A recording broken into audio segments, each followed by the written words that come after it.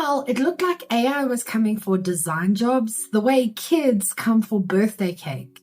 Fast, chaotic, and with sticky fingers. But 3 years into the hype, we've got a twist. Nothing much has changed. According to Eric D. Kennedy, AI hasn't sparked a design revolution. It hasn't made designers faster, it hasn't replaced them, and it definitely hasn't made your average startup website feel less like a PowerPoint template from 2009. So, if you're a business owner wondering whether you can skip the designer and hand the reins to AI, slow your scroll. Here's what's really happening. If AI was going to take over, it would have done it by now. Let's rewind to 2022.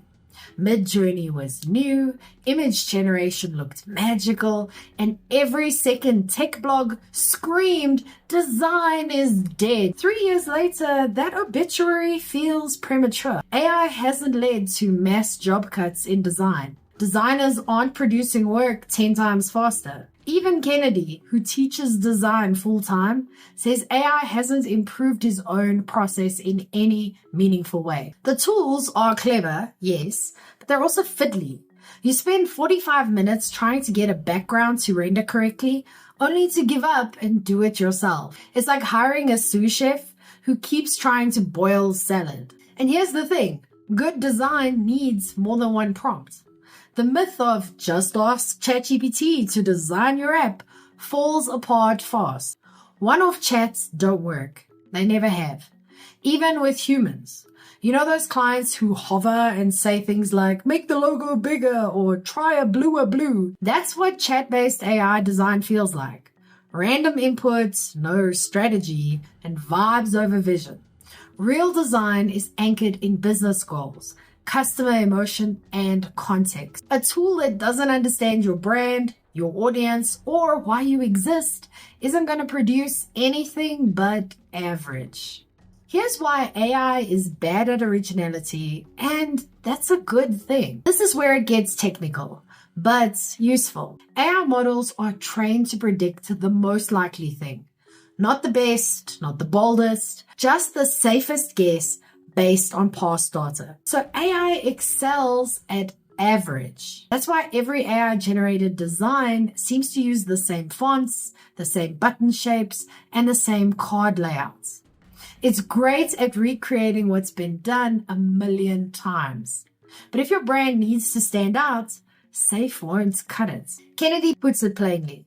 AI design will be safe. If you want bold, you still need a human. So what is AI actually good for?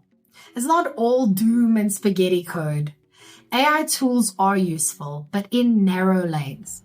They're helpful for background removal and quick edits, creating internal prototypes or mock-ups, launching small personal projects with little risk, speeding up repetitive visual tasks. That means if you're a small business with no developer and no budget, AI might help you test ideas. Just don't hook those ideas up to anything important without help, like say your customer database. This is where designers and smart businesses should focus. If you're a designer or hiring one, here's the play. Lean into complexity.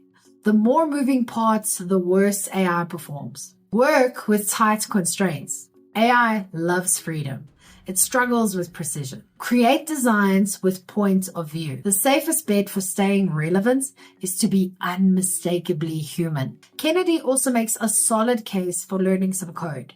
If you can prototype your idea with basic HTML or CSS, AI becomes a co-pilot. If not, it's more of a distracted intern. Here's the bottom line for small business owners. Design isn't just how things look, it's how your message gets delivered. AI can help with the fluff, but it can't create clarity. It can't tell your story. It doesn't know what you stand for or why your customers should care. If you're not ready for a full rebrand or custom website, that's fine. Just start with your message. Nail one sentence that sums up what you do and why it matters. That's what my 5-minute marketing fix is for. One simple tool, one clear sentence, no algorithms required. You can download it for free in the description below, or go to strategicmarketingtribe.com/fix. But what about you? What's the most generic AI design you've ever seen? I'll go first. I tried using it to brainstorm book cover ideas for the book I'm writing. Every single one was painfully generic. Not only could I not use them, they didn't even spark new ideas. It was a total creative dead zone. Okay, your turn. What's the most generic thing you've seen? Let me know in the comments. I'm Vicky Sidler from the Strategic Marketing Tribe, and I post helpful news updates for small businesses every day.